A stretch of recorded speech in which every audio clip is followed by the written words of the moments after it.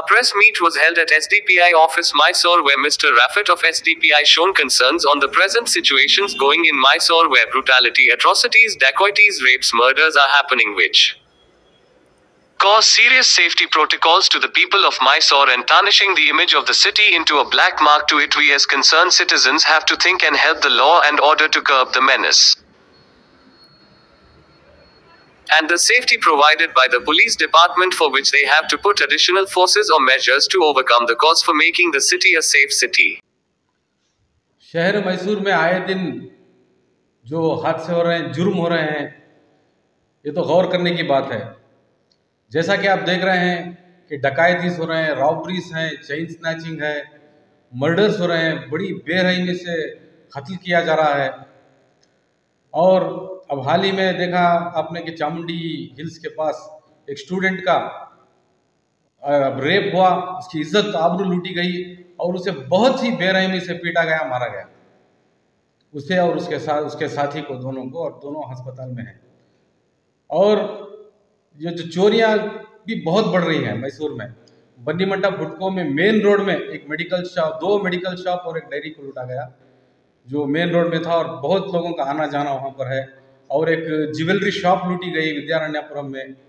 और ring road में एक लॉरी को रोककर वो लॉरी को ही लेके गए। तो ऐसे वाक़यात दिन ब दिन सुनने को आ रहे हैं। और रेप का तो मैसूर की तारीख में शायद हम पहली बार सुन रहे हैं। गैंग रेप का हमने कभी नहीं सुना था मैसूर की तारीख में। तो दिन ब दिन ये हादसा और क्रिमिनल एक्टिविटीज़ बढ़ने की वजह से social democratic party of India जो है एक बहुत ही एक ऐसा कदम उठा रही है जिसमें हम पुलिस से रिक्वेस्ट करते हैं कि वो प्रोएक्टिव बने और इन वारदातों को रोकने की कोशिश करें। हालांकि पुलिस एक बहुत अच्छा काम कर रही है। जो क्रिमिनल एक्टिविटीज हुए हैं उनको पकड़कर उनको सजा देने में, अंजाम देने में ये कामयाब है। जैसे कि आप जानते हैं चामुंडी पहाड़ में जो इंसिडेंट हुआ वहाँ पर कोई भी क्लू नहीं था। जो क्रिमिनल एक्ट किया गया था और तमिलनाडु के लोग थे, तमिलनाडु चले गए थे वो, और वहाँ पर कोई सबूत भी नहीं था। लेकिन फिर भी बहुत ही जल्दी मैसूर की पुलिस ने इन लोगों को पकड़ा और आज वो जेल में है।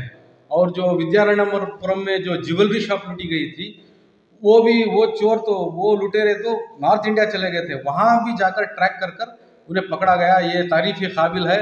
हम मैसूर पुलिस को मुबारकबाद देते हैं कि उन्होंने बहुत अच्छा काम किया। लेकिन इसके साथ हम ये भी उनसे गुजारिश करते हैं कि हादसा होने को रोके। हादसा होने के बाद एक्शन लेना तो अच्छी बात है, लेकिन उसे रोकना और अच्छी बात है। Prevention is better than cure करके एक कहावत है इंग्लिश में। इसमें क्या है, अगर आप हादसा को रोकने में कामयाब रहेंगे तो बहुत से लोगों को परेशानी होने से नहीं होगी। तो हम मैसूर पुलिस से गुजारिश करते हैं कि वो अपने बीट्स को बढ़ाए और जो है लेटेस्ट टेक्नोलॉजी को यूज़ करें, सीसी कैमरास को यूज़ कर जो है इन हादसा को रोके। और हाल ही में कल एक रेप का ये आया, हमें न्यूज़ खबर आई, वो तो मेन रोड में है। नायडू नगर के मेन रोड में एक रेप केस हुआ। ये भी बहुत सोचने और गौर फिक्र करने की बात है। हम फिर से social democratic party of India Mysore police से गुजारिश करती है कि वो प्रोएक्टिव बने और इन क्रिमिनल एक्टिविटीज को रोके। अभी केसरी की बात आई तो अरेस्ट नगर की अभी पुलिस कमिश्नर की प्रेस मीडिया अभी तो मीडिया के सामने उन्होंने देखा कि सेक्शन 164 के तहत वो जो भी मुलजिम है उसका जो स्टेटमेंट है रिकॉर्ड किया जाएगा और उसकी सजा होने तक पुलिस यानी अपना काम करेगी। इस तरह का बयान पुलिस कमिश्नर साहब ने दिया है। ये तो बहुत अच्छी बात है जो पुलिस ने इमीडिएट एक्शन लिया, ये तो बहुत अच्छी बात है। हमारा ये मुतालबा है कि इन क्रिमिनल एक्टिविटीज को होने से रोके, ऐसे हालात होने से रोके।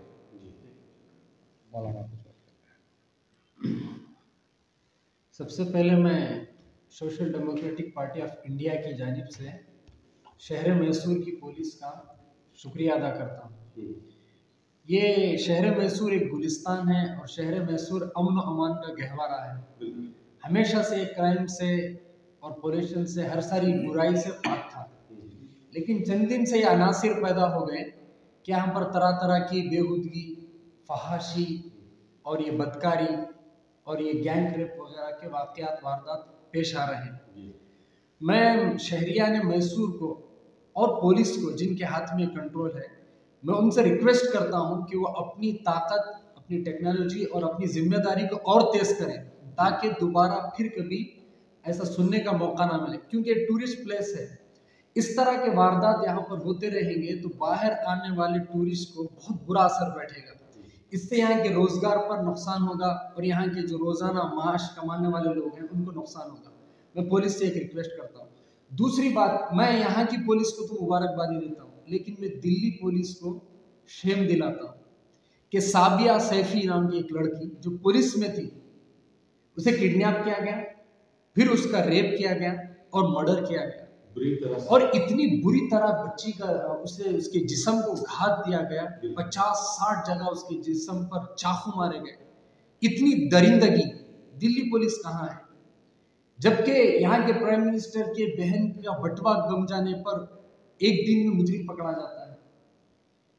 अगर किसी फिल्म एक्टर की एक फोटो भी आ जाती है तो पूरी न्यूज मीडिया, मैं आपकी मीडिया का शुक्रिया अदा करता हूँ, जो ये यूट्यूब चैनल्स हैं या आपकी मीडिया है, लेकिन नेशनल मीडिया को सोचना चाहिए, जो आज काबुल के पीछे पड़ी है, जो आज दूसरे मुल्कों की वहां की औरतों की फिक्र में पड़ी है, लेकिन हमारी बच्चियां जो पुलिस में थी, उस बच्ची का रेप हो गया, एक नेशनल मीडिया ने भी इतना सा भी बैठ नहीं चलाया। अफसोस है, उनके माँ बाप तो चीख रहे हैं, रो रहे हैं और वो पुकार रहे हैं इंसाफ के लिए। इसलिए मैं आपकी मीडिया के जरिए से नेशनल मीडिया को पैगाम देना चाहता हूं कि अगर आप काबुल से, हिंदू मुस्लिम से और मजहबी भेदभाव से फुर्सत मिल गई है तो अब कौम के मुद्दों पर आए, किसानों के मुद्दे पर आए, लड़कियों की जो मोदी जी कहकर आए थे, सबका साथ सबका विकास, बेटी बचाओ बेटी पढ़ाओ, यही है बेटी का बचाना, यही है बेटी का पढ़ाना। पढ़ी लिखी बच्ची पुलिस में रहते हुए जब बच नहीं सकी तो अब फिर क्या उम्मीद कर सकते हैं कि हम हमारी बच्चियां बचेंगी? इसलिए निर्भया से भी ज्यादा सिर्फ एक्शन दे देना या मीडिया के सामने आकर मगरमच्छ के आंसू बहा देना या ये कहना कि हम पकड़ लेंगे, आज तक न निर्भया के उनको तो मिला, लेकिन उसके बाद जो यूपी में हाथरस का वाकया हुआ, आसिफा का, कटवा में आसिफा का वाकया हुआ, मैं कहता हूं ऐसे मुजरिमों को सरेआम फांसी दिया जाए ताकि आने वाले वक्त में इंसान ये सोचने से पहले 100 मरतबा डरे। इसलिए मैं आपके मीडिया के चैनल के माध्यम से मैं तमाम नेशनल मीडिया से को पैगाम देना चाहता हूं कि वो फौरन इस न्यूज़ को हाईलाइट करें और कहकर उस मजलूम बच्ची को इंसाफ दिलाएं। सीधा सवाल है, निर्भया के मामले में सारे मुल्क ने एक होकर आवाज दी थी ताकि वो मुजरिम को, खातियों को जो भी है उनको कहते किरदार तक पहुंचाया जाए। उसके बाद जो भी हथरस का मामला हो, जो भी हो, बिला तफरीका मजहब में मिला, हर एक ने उस रेप को लेकर फिक्र जाहिर की थी। जैसे कि आपने शहर की बात की और आसिफा के मामले में कहा, तो जहाँ तक मैं जानता हूँ आसिफा के मामले में भी आपकी तंजीम आगे बढ़कर उसका एहतजाज भी की थी।